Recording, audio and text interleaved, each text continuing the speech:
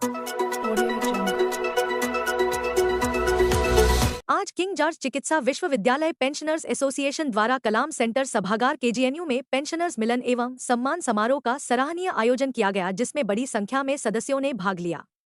मुख्य अतिथि कुलपति डॉक्टर सोनिया नित्यानंद ने 80 आयु के 6 वरिष्ठतम सदस्यों को फूलमाला व शाल ओढ़ाकर सम्मानित किया और केजीएमयू पेंशनर्स संगठन द्वारा उठाए गए मुद्दों के समाधान के लिए साथ आए अधिकारियों को निर्देशित किया। होली मिलन का कार्यक्रम आज रखा गया है पेंशनर की तरफ से केजीएमयू में, तो क्या उद्देश्य है? हेलो जी, मैं बीएल कुशवाहा, वरिष्ठ उपाध्यक्ष उत्तर प्रदेश सेवानिवृत्त कर्मचारी एवं पेंशनर एसोसिएशन। आज यहाँ पर किंग जॉर्ज मेडिकल कॉलेज से रिटायर हमारे जो पेंशनर साथी हैं, यहाँ का जो पेंशनर एसोसिएशन है उसका वार्षिक सम्मेलन है, मिलन समारोह है। और 80 साल से ऊपर जो यहाँ पे पेंशनर हो चुके हैं उनका आज सम्मान भी किया जा रहा है कि किंग जॉर्ज मेडिकल चिकित्सा विश्वविद्यालय पेंशनर संगठन की ओर से। ये हमारे अम्बरीश अग्निहोत्री जी हैं, ये इस संगठन के अध्यक्ष हैं, महामंत्री हैं। और ये संगठन हमारे जो प्रदेश का अपेक्स पेंशनर संगठन है उससे संबद्ध है और उसमें ये उपाध्यक्ष भी हैं। मित्रों, ये आज तो पूरे देश भर में आपको पता ही है कि चुनाव का माहौल है। पेंशनर्स के भी कुछ मूलभूत मुद्दे हैं।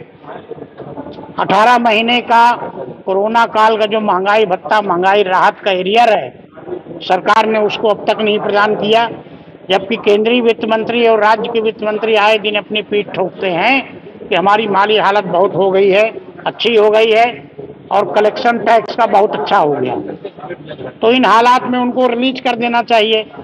ये समूह घ के पदों से रिटायर पेंशनर हैं। दूसरा, जो पेंशन और इलाज का हमारा चिकित्सा व्यय प्रतिपूर्ति होती है उस पर आयकर काटा जा रहा है, जबकि वो कोई आय नहीं है। तो ये भी मांग है कि उसको आयकर से मुक्त किया जाए। कोरोना के पहले रेलवे किराए में 40% और 50% जो वरिष्ठ नागरिक महिला और पुरुष होते थे उनको छूट मिलती थी, उसको भी अब तक बहाल नहीं किया गया। एक मसला सबसे बड़ा पुरानी पेंशन बहाली का है। नई पेंशन स्कीम में लोगों को जो रिटायर हो रहे हैं, किसी को 1000 किसी को 500 रुपया पेंशन बन रही है और उससे आगे का जीवन गुजर बसर नहीं हो सकता। तमाम आज सरकारी विभागों में, संस्थानों में आउटसोर्सिंग से कर्मचारी काम कर रहे हैं, उनका भी बहुत बड़ा शोषण हो रहा है।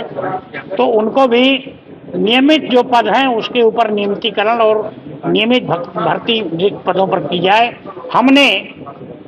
हमारे संगठन ने भारत के सारे राष्ट्रीय और जो क्रांति राजनीतिक दल हैं उनके अध्यक्षों को ये ज्ञापन और पत्र भेजकर मांग किया है कि ये जो पेंशनर के ज्वलंत मुद्दे हैं उसको अपने घोषणा पत्र में शामिल करें और इन पेंशनर्स के मुद्दों पर अपना नजरिया साफ करें। क्योंकि उत्तर प्रदेश अकेले में ही 13 लाख पेंशनर है और उनके परिवार के सदस्यों को भी जोड़ दें तो ये संख्या कोई वोट के लिहाज से कम नहीं होती। हालांकि हमारा संगठन गैर राजनीतिक संगठन है, किसी दल विशेष से हमारा कोई मतलब नहीं है, लेकिन सारे दलों को हम लोगों ने अपने मुद्दे भेजे हैं और देखने वाली बात ये होगी कि वो आगे उसमें शामिल करते हैं। उनका नजरिया क्या आता है ये भविष्य बताएगा। तरफ से कार्यक्रम का आयोजन किया गया, क्या कुछ कारण होता है और किस तरीके से इस कार्यक्रम का सफल आयोजन किया गया? तो जितने भी आज रिटायर्ड लोग हैं किंग जॉर्जेस मेडिकल यूनिवर्सिटी ने, उन्होंने ये कार्यक्रम आयोजित किया है और हम लोग को बहुत प्रसन्नता है कि हम लोग इसमें आए हैं और पार्टिसिपेट करे हैं। ये लोग सब हमारी यूनिवर्सिटी के हर समय हिस्सा रहेंगे, रहे हैं और हर समय रहेंगे इस यूनिवर्सिटी के हिस्सा। इस कार्यक्रम में हमारे साथ साथ हमारे मुख्य चिकित्सा अधीक्षक डॉक्टर ओझा भी मौजूद हैं और डॉक्टर हिमांशु जो मेडिकल सुपरिटेंडेंट है वो भी मौजूद हैं। जितने लोग यहाँ पर हैं जो पेंशनर्स एसोसिएशन के मेंबर्स हैं, उन्होंने अपनी कुछ समस्याएं हमारे सामने रखी और उन समस्याओं का हम लोग काफ़ी हद तक हल कर चुके हैं, मतलब प्रोसेस में हल करने के, और जो बची हैं उनका भी हम हल करेंगे।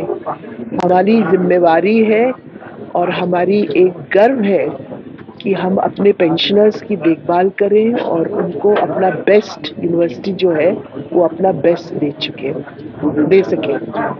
और इसी चीज़ को हम लोग ने आज अपने पेंशनर्स के सामने, जो रिटायर्ड स्टाफ है उसने उनको बताया है कि क्या क्या चीज़ें जो उनकी समस्याएं हैं उनको कैसे हल किया का प्रोसेस ऑलरेडी शुरू हो गया है और कैसे हल करेंगे, और आगे भी अगर इनकी समस्याएं आएंगी तो उसका हम लोग हर समय हल करेंगे। धन्यवाद। मैं अम्बरीश अग्निहोत्री, यहाँ KGMU पेंशनर एसोसिएशन में महामंत्री हूँ। प्रांतीय स्तर पर हमारे वरिष्ठ उपाध्यक्ष जी ने आपको जो प्रदेशीय स्तर की समस्याएं थी उनसे आपको अवगत करा ही दिया है।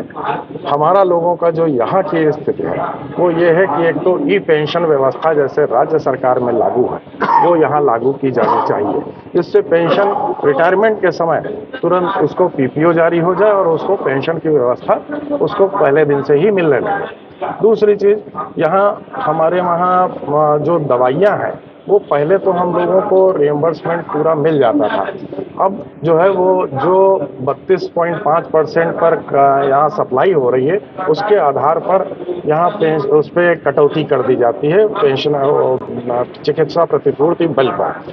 जबकि हम लोगों की स्थिति ये है कि हम लोग रिटायर्ड हैं और लगभग जो है कोई पैरालिसिस से अटैक है, कोई अटैक से है, कोई हार्ट पेशेंट है, किसी को गठिया है, किसी को कोई चलने फिरने में दिक्कत होती है, खड़े नहीं हो पाते हैं। तो ऐसी स्थिति में या तो हमको यहाँ से दवाई दी जाए 24 घंटे के अंदर, अगर नहीं दवाई मिलती तो हमको पूरा का पूरा रिएम्बर्समेंट का भुगतान किया जाए हमारी। दूसरा ये है कि चूंकि स्थिति हम लोगों की अच्छी नहीं होती है रिटायरमेंट के बाद, हम लोग चाहते हैं कि हम लोगों के लिए अलग काउंटर बन जाए दवाइयों के लिए, और डॉक्टर्स अगर देखें तो हम लोगों के पर्चे का कलर भी अलग हो जाए, जिसमें ये पता चल जाए कि हाँ ये यहाँ के रिटायर्ड कर्मचारी हैं, इनको प्राथमिकता दी जाए।